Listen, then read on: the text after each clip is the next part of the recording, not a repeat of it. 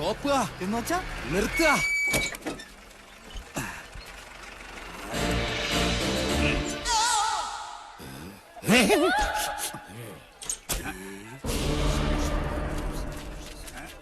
ആരാ? ഓ, ആശാരിമാരാണല്ലേ. ഇതിനു മുമ്പ് ഈ അങ്ങാടി കണ്ടിട്ടില്ലല്ലോ. ഇപ്പൊ കണ്ടില്ലേ? അത് മതി. താടിയ കുപിതനാണല്ലേ? അല്ല, യു രഘുത്തമൻ. പണി അന്വേഷിച്ചു വന്നതായിരിക്കും. താൻ ഞങ്ങൾക്ക് പണി തരണ്ട. ചെമ്പറയിൽ എന്റെ ഗുരുനാഥനുണ്ട്. അവിടേക്കുള്ള വഴി പറഞ്ഞു തരൂ. ചോരകണ്ണ മര്യാദ കെട്ടവരെ, നിനക്ക് വിഷഹാരി അറിയില്ല. വിഷ ഊതി കയറ്റാനും ഊതി ഇറക്കാനും ഒരു നിമിഷം വേണ്ടിരിക്കെ. വിഷരാജനാ ഞാൻ. നിലവിളിച്ച് മരിക്കാതിരിക്കുക. ഞാൻ വെറുതെ പറഞ്ഞതാ.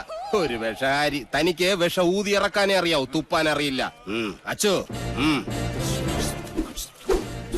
ആശാനെ കളിക്കാത്ത പാമ്പ് ഏതൊക്കെ? ചത്ത പാമ്പും കടിക്കില്ല, ഫോട്ടോയിൽ കാണുന്നതും കടിക്കില്ല. പാമ്പല്ല, മീന. ആശാനെ കടൽ പാമ്പിനെയും കരപ്പാമ്പിനെയും കണ്ട എങ്ങനെ തിരിച്ചറിയാം? പാമ്പിനെ പിടിച്ച് വെറുതെ നക്കി നോക്കുക. ഉപ്പുരസം ഉണ്ടെങ്കിൽ അത് കടൽ പാമ്പ്. ഏഭ്യൻ. ഇത് കാടോ അതോ വീടോ? രണ്ടായാലും നല്ല തടിക്കോളുണ്ട്. ഇതോടെ നമ്മുടെ അരിഷ്ടതകളൊക്കെ അങ്ങോട്ട് നീങ്ങാൻ പോവാ. നമ്മുടെ അല്ല, നിന്റെ പട്ടാഴി നമ്പൂതിരി പണിക്ക് വിളിച്ചത് നിന്നെ അല്ല, ഇന്നെയാ. പോഴൻ. ഇനി മേലാൽ മൂക്കിലിരുന്ന് മൂളിയാൽ ചിന്തേരിട്ട് കളയും ഞാൻ. എന്തോ ആരോ വിളിച്ചു എന്ന് തോന്നുന്നു. വരിക. അയ്യോ ആശാനെ, മുള്ള് ഇവിടെ വെച്ച് വേണ്ട, അങ്ങോട്ട് മാറി നിന്ന് മുള്ളുക. അതല്ല, കാലി മുള്ള്. കാലിലങ്ങനെ മുള്ളിയാ കൊന്നു കളയും ഞാൻ. ആശ വരിക. ആശാനെ, ഒരു ശ്മശാന മൂകത. ഇവിടെ ആരും ഇല്ലേ? ഞാനിവിടെ നിൽക്കുന്നത് കണ്ടൂടാടാ തെണ്ടി. അതിപ്പോ ഞാൻ അവിടെ ആരും ഇല്ല. എന്നാ അവിടെ ആരും ഇല്ലെന്ന് ചോദിക്ക. അവിടെ ആരും ഇല്ലേ? നോക്ക നക്കാനോ? എന്തോ തിന്നാൻ കൊണ്ടുവരുവാ. ഉണ്ണിയപ്പോണെങ്കിൽ ഞാൻ എടുക്കും. മനസ്സിലായില്ല. അന്തപുരത്തിൽ അമ്മച്ചിയുടെ പേരെന്താ? ഞാൻ അനന്തൻ. ഞാൻ അനന്തനോ? അനന്ത പത്മനാഭൻ. അമ്മച്ചയല്ല.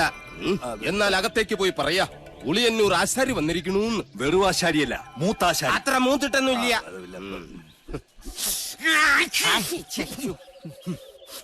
നല്ല അരളി പൂത്ത മണം. അരളിപൂത്ത മണമല്ല, പിന്നെ അവിടെ ആണലി പെറ്റെടുത്ത മണോ. എന്താ കാണണം? അയ്യോ പാമ്പ്, നീ അങ്ങോട്ടോട്, ഞാൻ എങ്ങോട്ടെങ്കിലും ഓടാം.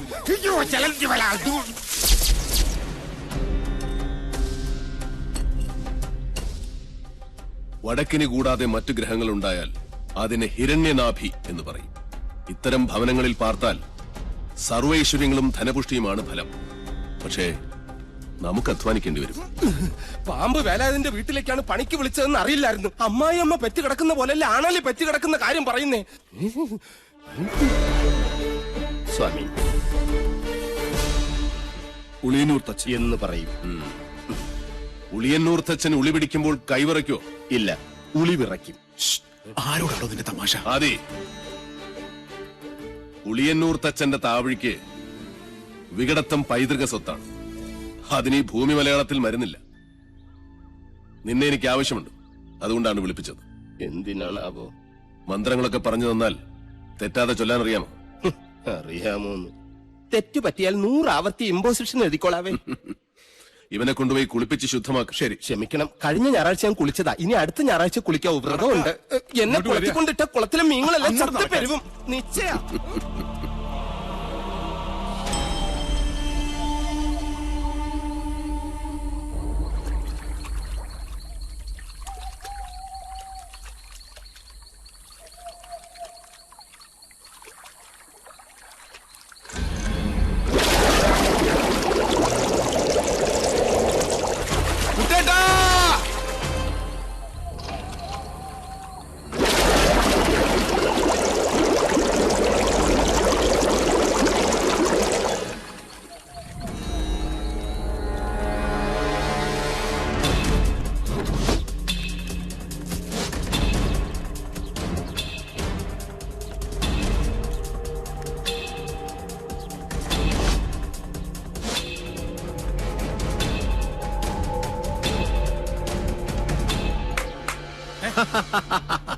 അറിയോ ദ്രോണരുടെ കയ്യിൽ ഇതിലും വലിയ ദിവ്യായുധങ്ങളുള്ള കാര്യം? മുമ്പ് ചതിച്ചപ്പോൾ ഇതെന്നെ ചതിക്കില്ലടാ. ഏട്ടാ, ജ്ഞാനികളെ ഉണ്ട കൊണ്ടല്ല, ബുദ്ധി കൊണ്ട് വേണം കൊല്ലാൻ. ഏട്ടനിപ്പോ തൊഴുത്തിലേക്കില്ലേ? ഏട്ടനെ കാണാൻ വല്ലപ്പുഴയിലെ പോത്തോട്ടക്കാരനില്ലേ, കെല്ലാ മുഹമ്മദ്, പുള്ളി വന്നിരിക്കുന്നു. ചെല്ല്. ദ്രോണരുടെ നേർക്ക് ജയേട്ടൻ ഉന്നം പിടിച്ചു നിന്നാലും ഈ തോക്ക് പൊട്ടില്ല. അല്ലേ ഗിരിശേട്ടാ? അതെന്താ? നെല്ലൂർ മന ഭദ്രമായിരിക്കേണ്ടത് സാവിത്രിയുടെ ആവശ്യമല്ലേ? സാവിത്രിയുടെ മാത്രം. സാവിത്രി.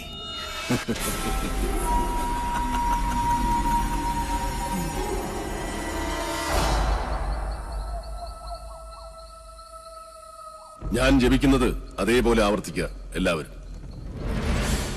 നേരത്തെ പറഞ്ഞു ഇനി മേലാൽ ആവർത്തിക്കരുതെന്ന്. ഇപ്പൊ പറയുന്ന ആവർത്തിക്കണമെന്ന്. ഞാനിതിലേതാ വിശ്വസിക്കണ്ടേ? എന്റെ മണി. കുശവ, ആചാര്യം പറഞ്ഞ അനുസരിച്ചാ മതി. ഓ,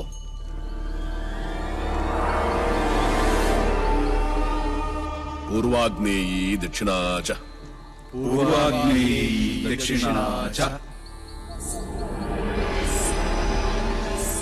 നൈര്യതീ പശ്ചിമാ തഥാ നൈര്യതീ പശ്ചിമാ തഥാ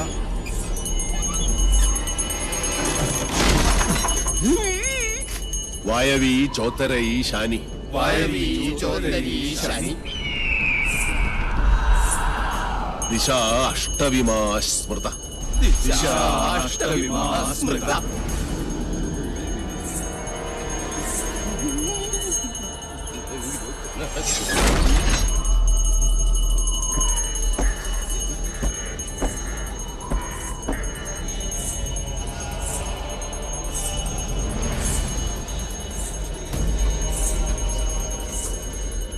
ആരും കണ്ണു തുറക്കരുത്.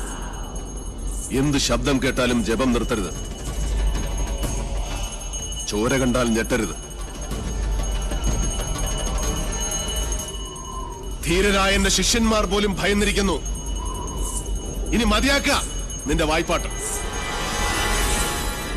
ആയുധപ്രയോഗം ബ്രാഹ്മണനെ വിധിച്ചിട്ടുള്ളതല്ല. എങ്കിലും ഞാനത് ചെയ്യും. അറുത്തെടുക്കും നിന്റെ നാവ് ഞാൻ. നീ മുടിയടിച്ചിട്ട് കൂളിയെപ്പോലെ കൂവി ആരെയും നീ പരിഹസിക്കില്ല. ഓം വിശ്വകർമ്മണ്യേ നമഃ. ഇനി നിന്റെ നാവ് ചലിക്കില്ല.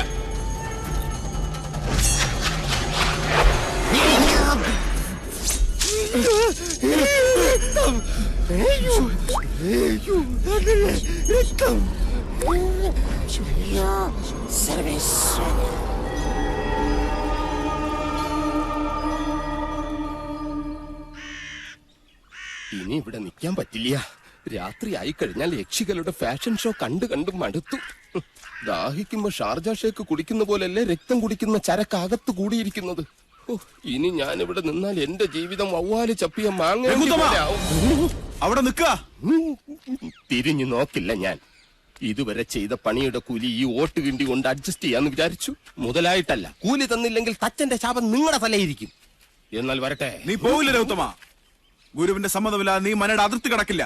കടന്നാൽ നിന്റെ രണ്ടു കാലും തളർവാദം വന്ന് ശോഷിച്ച് ഈർക്കിൽ പോലാകും.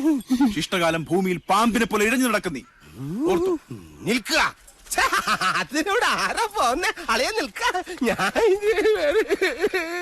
എന്നെ കൊന്നിട്ട് പോവര്. നോക്കുക. നിനക്ക് ഗുരു ഉണ്ട് പോകൂടാ. എന്റെ മുത്തച്ഛൻ കോപ്പൻ. അയാള് പണിത വീടാത്രേ. അന്നേ രണ്ട് ഉത്തരവും ഇതിന്ന് ഒരു തൂണും അടിച്ചു മാറ്റിയിരുന്നെങ്കിൽ ഞാൻ ഇങ്ങനെ കിടന്ന് ഈ യക്ഷിപ്പറമ്പ് തൂക്കേണ്ട വല്ല കാര്യം ഉണ്ടായിരുന്നോ? ഇപ്പൊ ഈട്ടിക്കും തേക്കനൊക്കെ എന്താ വില?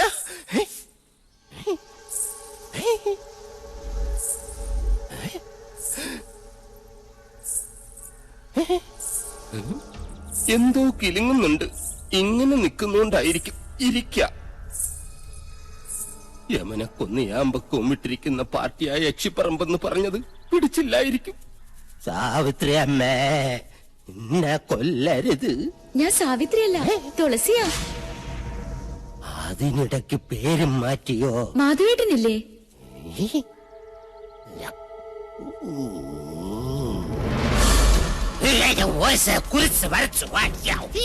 അടുത്തു വരരുത്. അടുത്തു വന്നാൽ പേടിച്ച് മൂത്രമൊഴിച്ചു കളയും ഞാൻ. മാധവേട്ടൻ എവിടെ? മാധവേട്ടൻ എവിടെ? മാധവേട്ടനോ? എന്നെ കൊണ്ടൊന്നും പറയിപ്പിക്കരുത്. തലയ്ക്ക് വെളിവില്ലാത്ത 3-4 നമ്പൂരി ചെക്കന്മാരും പിടിച്ച് അടുപ്പിന് ചുറ്റും ഇരുത്തിയിട്ട് സ്വാഹ സ്വാഹ എന്ന് പറഞ്ഞ് കുറച്ച് എണ്ണയും കോരി ഒഴിച്ചാൽ ഒരു യക്ഷിയും തിളക്കാൻ പറ്റില്ല. യക്ഷിയെ തിളക്കണമെങ്കിൽ ഏഷ്യാനെറ്റിലെ കടമറ്റത്ത് കത്തനാർ തന്നെ വരണം. അത് നിനക്ക് എങ്ങനെ അറിയാം? ഞാൻ കത്തനാർ സീരിയലിൽ കണ്ടിട്ടുണ്ട്. അതിലാണെങ്കിൽ ഒരു കൊച്ചു കിണറ്റിൽ വീണ് ചത്തപ്പോ കത്തനാർ ഇങ്ങനെ വടിയെടുത്ത് ഇങ്ങനെ കാണിച്ചേ ഉള്ളൂ. ആ കൊച്ചു ജീവനോടെ കയറി വന്നു. അത് ഏഴില്ലാതെ. നിർത്ത. തുളസി കൊണ്ടാക്കാൻ ആരും വന്നില്ല? വരിക.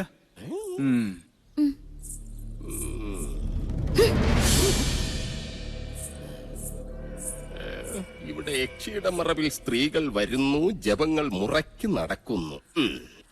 അങ്ങനെ ചിന്തിക്കാൻ പോലും പാടില്ല. എനിക്ക് കിടന്നാൽ ഉറക്കം. എന്താ?